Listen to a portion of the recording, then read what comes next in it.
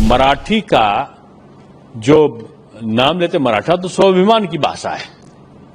हिंदी हमारा मान सम्मान दोनों है। मातृभाषा अगर मराठी है तो ये राजभाषा है। वो दूसरी भाषाओं से प्रेम कर रहे हैं जो विदेशी हैं, और जो हिंदुस्तान की भाषा है उससे वो नफरत कर रहे हैं। तो उनका जो नफरती चेहरा है वो उजागर हो गया है। ये कभी गठबंधन हुआ ही नहीं था।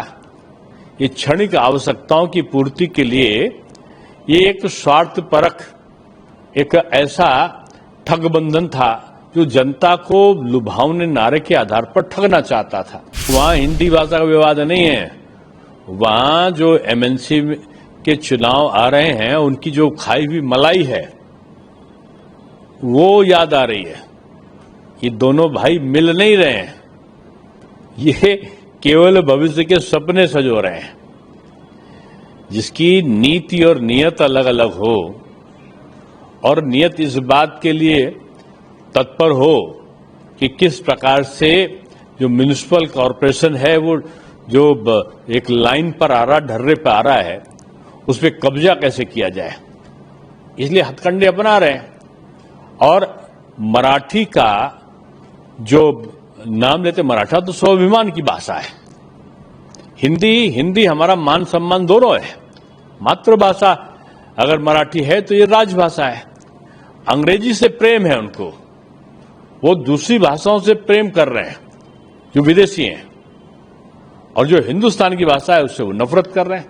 तो उनका जो नफरती चेहरा है वो उजागर हो गया है, और वो अपने घर में ही अब बेघर हो गए हैं राजनीतिक रूप में। यूपी में कांग्रेस और समाजवादी पार्टी का गठबंधन टूटा नहीं है। लोगों ने देखा है, जो लोकसभा में जिस तरह से लोगों ने देखा है। अभी चाहे टूटा हो चाहे रूठा हो, अब ये उबरने वाला नहीं है। ये कभी गठबंधन हुआ ही नहीं था। ये क्षणिक आवश्यकताओं की पूर्ति के लिए ये एक स्वार्थपरक, एक ऐसा ठगबंधन था जो जनता को लुभावने नारे के आधार पर ठगना चाहता था। जनता होशियार थी, उसने इनको हराकर दंड दिया। अब ये हर चुनाव के पहले मिलने का नाटक करते हैं, और हर चुनाव की पराजय के बाद एक दूसरे को गाली देते हैं। अब इनके गाली देने का रिहर्सल का समय समाप्त हो गया है। अब इनके मेल मिलाप का जो समय है वो प्रारंभ हो रहा है।